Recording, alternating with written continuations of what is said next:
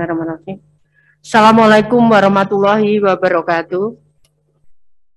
Selamat siang, Shalom, Om Swastiastu, Namo Buddhaya, Salam Kebajikan, Rahayu. Yang saya hormati Ketua Komisi 8 DPR RI, yang saya hormati para Wakil Ketua Komisi 8 DPR RI, dan yang saya hormati para anggota Komisi 8 DPR RI.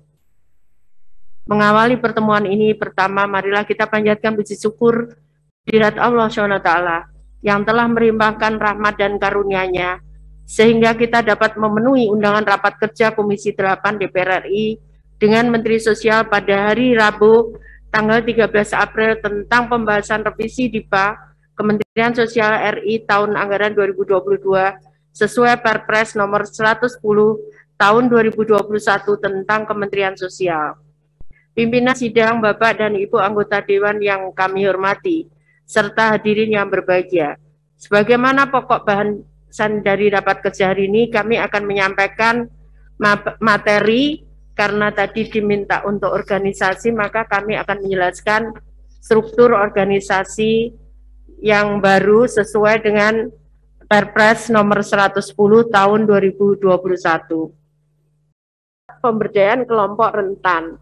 Nah, yang rentan ini adalah yang anak-anak muda, dia masuk di data kita.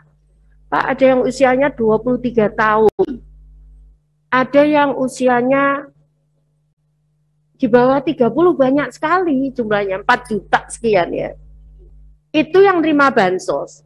Nah, ini yang akan kita harapkan dia bisa keluar dengan pemberdayaan ini. Namanya pemberdayaan kelompok rentan. Ya, jadi dia masih kuat secara fisik, tapi dia menerima bansos gitu.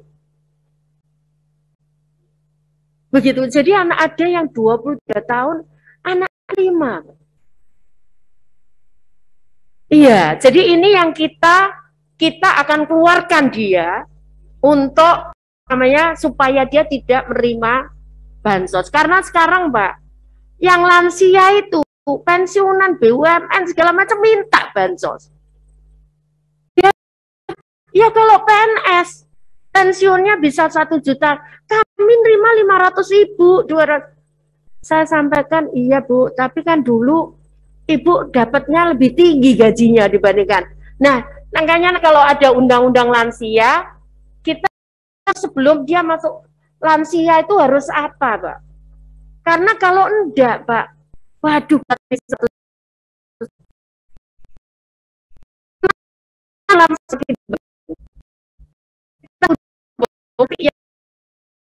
yang ditangani Lidjansos ini, kalau nanti dia lansia, itu besar sekali. Dan itu memang nggak cukup kalau cuma mengandalkan bansos. Kemarin sudah kita minimal berapa? 1,9 US dollar. Kemudian Ditjen Pemberdayaan Sosial, ini yang berubah, Pak.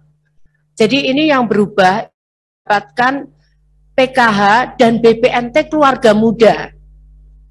Jadi yang keluarga muda yang akan kita keluarkan, itu ada di Ditjen Dayasos. Di penerima bansos, sekarang ini, yang usia di bawah 40 tahun ke bawah, itu kita kumpulkan, itu Dayasos, itu yang persiapkan untuk dia keluar, untuk dia graduasi. Tapi tadi hitungan saya, kalau tiba-tiba tidak bisa, jadi kami butuh 6 bulan, Pak.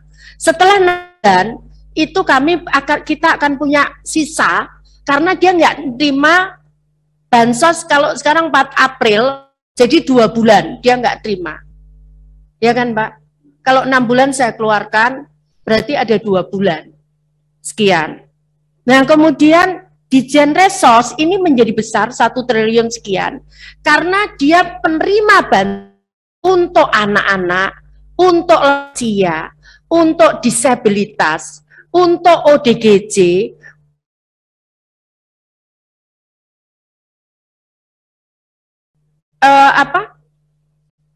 korban perdagangan orang, itu bansosnya itu ada di Resos.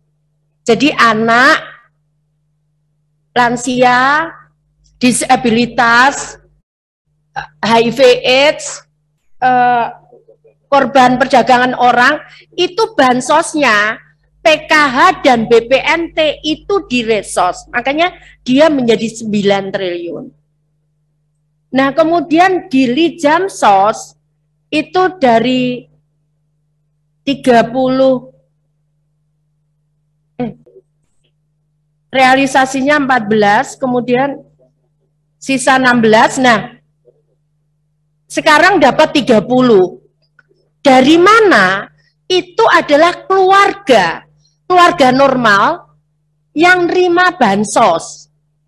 Jadi penerima bansos itu kalau segini Pak kita bagi-bagi. Ada di Resos, ada di Jamsos, ada di Dayasos. Seperti itu.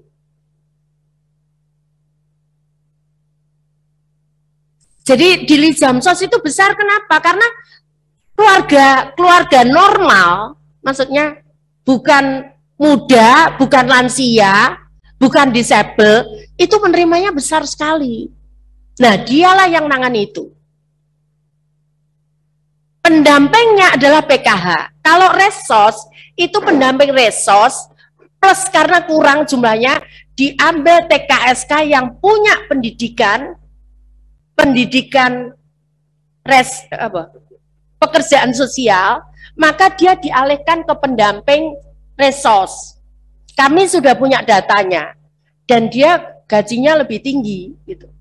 Nah, yang di Dayasos itu akan didampingi oleh TKSK.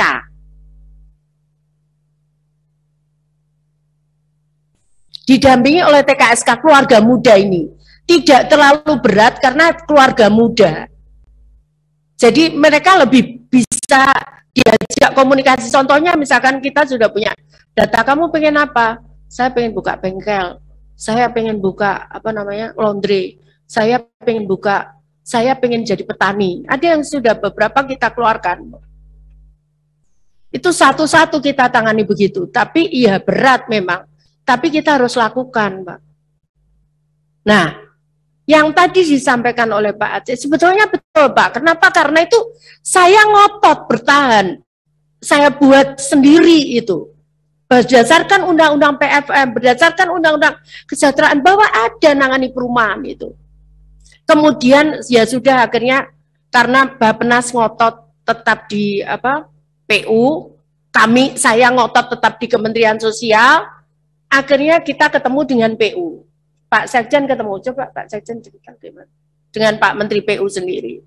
Sebetulnya kalau saya itu di kami, karena kemarin sempat kami terima surat dari Dirjen PU, minta data ke kami. Tapi ya sudahlah Pak, saya pengen 200 ini jalan gitu, karena kalau enggak jalan. Nah, nanti kalau misalkan ini jalan 200, nanti kita punya saving. Karena yang muda tadi kita keluarkan, maka kita pindah lah. Kami senang sekali, Pak. Ditemukan kemarin ada anak yatim, Pak, ditemukan viral. Enggak ada yang rawat. Ternyata rumahnya bagus. Toiletnya keramik, itu hasil rutilaunya Bapak Ibu sekalian.